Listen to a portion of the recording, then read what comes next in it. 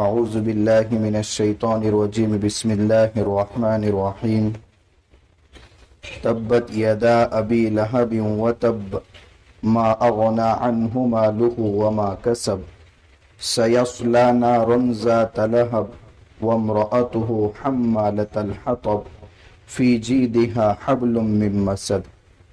ابو لہب کے دونوں ہاتھ ہلاک ہو، اور وہ ہلاک ہو بھی گیا، اس کو کچھ بھی فائدہ نہیں دیا اس کے مال نے اور نہ اس کی کمائی نے۔ ان قریب وہ ایسی آگ میں داخل ہوگا جو شعلے والی ہے، اور اس کی بیوی بھی جو لکڑیوں کا گٹھر اٹھا کر اپنے سر پر لاتی تھی، جس کی گردن میں مونج کی بٹی ہوئی رسی ہے۔ اس سے پہلے 3 صورتوں کا تذکرہ ہوا تھا۔ یہ نماز میں پڑھی جانے والی صورتوں میں سے چوتھی صورت ہے۔ اس صورت کے 2 نام ہیں، ایک ہے سورۃ اللہب اور دوسرا نام ہے مسد۔ دونوں لفظ اس صورت کے اندر آئے ہیں، فی جیدہا حبل من مسد، اور اس صورت کے اندر ابو لہب کا بھی تذکرہ ہے۔ اس صورت کا شان نزول یہ ہے، یعنی یہ صورت اللہ کے نبی صلی اللہ علیہ وسلم پر کب اتری، کون سا منظر پیش آیا جس کی وجہ سے حضرت جبرائیل علیہ السلام اللہ کے حکم سے یہ صورت لے کر کے آئے۔ اللہ کے نبی صلی اللہ علیہ وسلم اسلام کی دعوت انفرادی طور پر گھر میں دیتے تھے۔ پھر ایک مرتبہ قرآن کریم کی یہ آیت آپ پر اتری، وَأَنذِرْ عَشِيرَتَكَ الْأَقْرَبِينَ۔ اب آپ اپنے قریبی رشتہ داروں کو ذرا کھلے انداز میں ڈرائیے۔ تو اللہ کے نبی صلی اللہ علیہ وسلم مسجد حرام سے قریب جو پہاڑی ہے صفا، جہاں سے سعی شروع ہوتی ہے اور مروہ پر ختم ہوتی ہے، اس صفا پہاڑی پر آپ چڑھے اور آپ نے ایک آواز لگائی، یا صباح قریش، وا صباح یا قریش۔ یہ اہل عرب کا طریقہ تھا۔ زمانے جاہلیت میں ایک قبیلے کی دوسرے قبیلے کے ساتھ دشمنی اور کسی قبیلے کے ساتھ دوستی ہوا کرتی تھی۔ جب کوئی قبیلہ دشمن کا قبیلہ اگر حملہ آور ہوتا تو قبیلے کا ایک فرد پہاڑ پر چڑھ کر کے کہتا تھا، وا صباح، آج صبح ہم پر بہت زیادہ خطرناک ہونے والی ہے۔ اور دستور بھی ان کا ایسا ہی تھا کہ صبح کے وقت ایک دوسرے پر حملہ کیا کرتے تھے۔ اس لیے اللہ کے نبی صلی اللہ علیہ وسلم بھی صحابہ کا جب وفد روانہ کرتے تھے تو یہی وصیت کرتے تھے کہ آپ جائیں اور دیکھیں کہ فجر کی اذان اگر بستی سے اس کی آواز نہیں آ رہی ہے تو اس بستی پر حملہ کریں۔ تو صبح کے وقت ہی حملہ ہوتا تھا۔ تو ان الفاظ کے ذریعے قبیلوں کو ڈرایا جاتا تھا۔ تو اللہ کے نبی صلی اللہ علیہ وسلم نے عرب کے دستور کے مطابق انہی الفاظ سے کہا، وَصَبَاحَ يَا قُرَيْشِ۔ پھر ایک ایک قبیلے کا نام لے کر کے آپ صلی اللہ علیہ وسلم نے سب کو جمع فرمائے، اور آپ صلی اللہ علیہ وسلم نے فرمایا، بخاری شریف کے الفاظ ہیں، أَلَمْ أُخْبِرْكُمْ أَنَّ خَيْلًا بِالْوَادِ تُرِيدُ أَن تُغِيرَ عَلَيْكُمْ أَكُنْتُمْ مُصَدِّقِينَ۔ اے میری خاندان کے لوگوں، تم بتاؤ، اگر میں آپ کو اس بات کی اطلاع دوں کہ جس صفا پہاڑی پر میں کھڑا ہوں اس کے پیچھے ایک لشکر جرار ہے جو پورے ہتھیاروں کے ساتھ آیا ہے، اور ابھی ان قریب تم پر حملہ آور ہوگا، کیا تم میری اس بات کی تصدیق کرو گے؟ تو سب نے کہا، ما جربنا علیک الا صدقا، بار بار کے تجربے میں ہم نے آپ کو سچا پایا ہے۔ آج آپ ایک خبر دے رہے تو اس سے پہلے 40 سال آپ ہم نے زندگی گزار چکے ہیں، کسی بات میں آپ کو جھوٹ بولتے ہم نے نہیں پایا، ضرور ہم آپ کی تصدیق کریں گے۔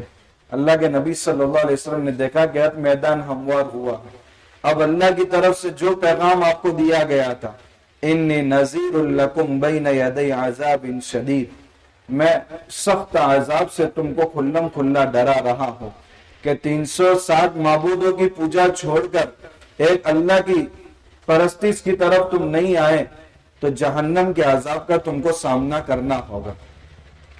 ظاہر سی بات ہے، جن کو اللہ کے نبی صلی اللہ علیہ وسلم کی سچائی کا یقین تھا، ان کے دل میں آہستہ آہستہ ایمان جذب ہونے لگا۔ لیکن آپ کا چچا، جن کا اصل نام تھا عبد العزا لیکن لقب تھا ابو لہب، اللہ کے نبی صلی اللہ علیہ وسلم کے والد عبداللہ اور آپ کے چچا ابو لہب دونوں عبد المطلب کے ہی بیٹے تھے.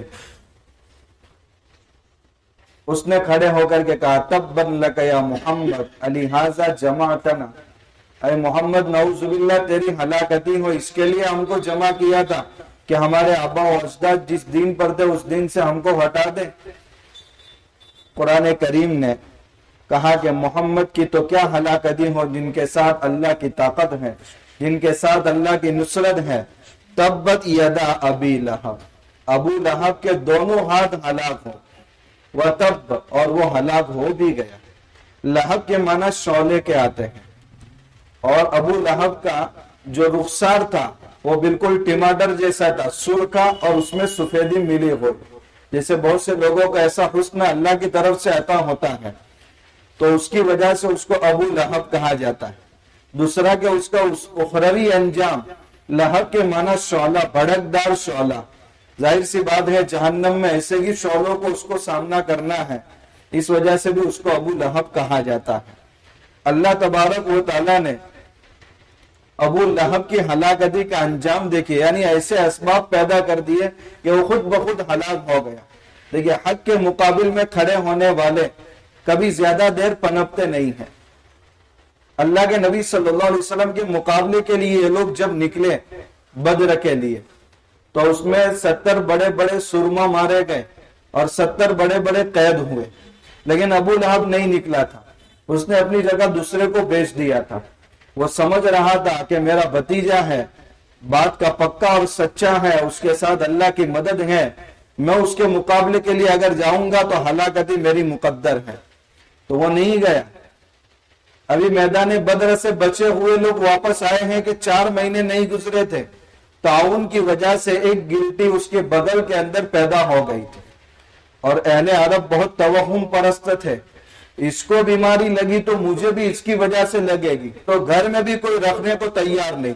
اس کو ایک عام میدان کے اندر پھینک کر آئے تاکہ کسی کی ایسی بیماری نہ لگ جائے، اور اس کی کوئی خبر پوچھنے بھی نہیں جا رہا ہے. اسی حالت میں اس کا پورا بدن سڑ گیا اور وہ مر گیا. کچھ لوگ جا کر اسی جگہ کھڈا کھود کر کے اس کو ڈال کر کے واپس آ گئے. قرآن نے اس کی موت کا ایسا منظر کھینچا ہے کہ یہ اللہ کے نبی کے خلاف کھڑا ہوا اور وہ خود ہلاک ہو گیا.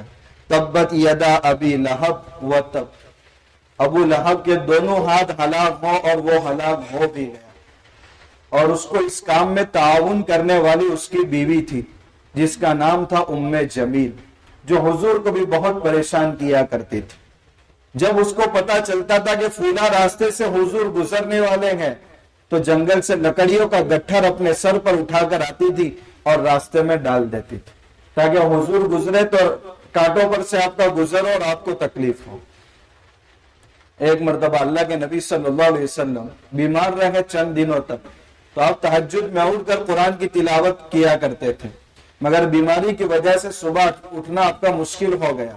تو اس نے سب سے پہلے تانا دیا کہ ایک شیطان جو ان کے قول کے مطابق خدا کی طرف سے ان کے پاس آتا تھا وہی لے کر، اب اس نے آنا بھی چھوڑ دیا. تو اللہ تبارک و تعالیٰ نے سورہ والضحیٰ نازل فرمائی، ما ودعک ربک وما قلی، آپ کے رب نے آپ کو چھوڑا نہیں ہے. تو ابو لہب اور ام جمیل دونوں اللہ کے نبی صلی اللہ علیہ وسلم کی دشمنی میں سب سے زیادہ پیش تھے. جب ان کی دشمنی دیکھی تو کچھ لوگوں نے کہا، ارے تم کس کے مقابلے کے لیے کھڑے ہوئے؟ تمہیں معلوم ہے کہ وہ آدمی سچا ہے، اس کے ساتھ اللہ کی نصرت ہے، وہ کسی غیر کی بھی دشمنی اپنے دل میں نہیں پالتا ہے، غیروں کو بھی وہ اپنا سمجھتا ہے. تم اس کی مخالفت کے لیے کھڑے ہوئے ہیں. تمہیں معلوم ہے اگر اس کے کہنے کے مطابق کل قیامت کے دن اگر اس کا فیصلہ ہو گیا اور تمہاری مخالفت خدا کے سامنے آ گئی تو تمہارا حشر کیا ہوگا؟ برائے مہربانی اس چیز کو چھوڑ دو، اس سے باز آ جاؤ. تو اس نے کیا کہا، اگر اس کے کہنے کے مطابق پہلے تو میں نعوذ باللہ اس کو مانتا ہی نہیں کہ آخرت قائم ہوگی، اور اگر قائم ہو بھی گئی اور اس کی مخالفت کی وجہ سے میری گرفت بھی ہو گئی تو میرے پاس مال اتنا ہے کہ اس مال کی وجہ سے اپنے آپ کو چھڑا دوں گا. ما اغنا عنہ مالو، اس کے مال نے اس کو کچھ بھی فائدہ نہیں دیا. وما کسب، اور اس کی کمائی بھی کل قیامت کے دن اس کو کچھ بھی کام آنے والی نہیں ہے۔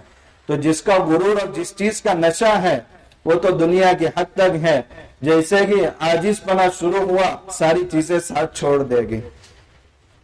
سیصلی نارا ذات لہب، ان قریب وہ ایسی آگ میں داخل ہوگا جو شعلے والی آگ ہوگی۔ وامرأتہ، اور اس کی بیوی بھی جو اس کی معاون اور مددگار تھی اور حضور کی دشمنی میں پیش تھی، حمالۃ الحطب، جو اپنے سر پر گٹھر اٹھا کر لاتی تھی کانٹوں والا۔ فی جیدہا حبل من مسد، جس کی گردن میں مونج کی بٹی ہوئی رسی، مونج ایک قسم کی گھاس ہوتی ہے اور اس سے بڑے بڑے رسے بناتے تھے اور ان رسوں کو باندھ کر اونچی اونچی عمارتوں پر بھی چڑھا جاتا تھا۔ بہت سی مرتبہ اس گھاس سے چارپائی کا جو بان ہوتا ہے وہ بھی بنا جاتا تھا۔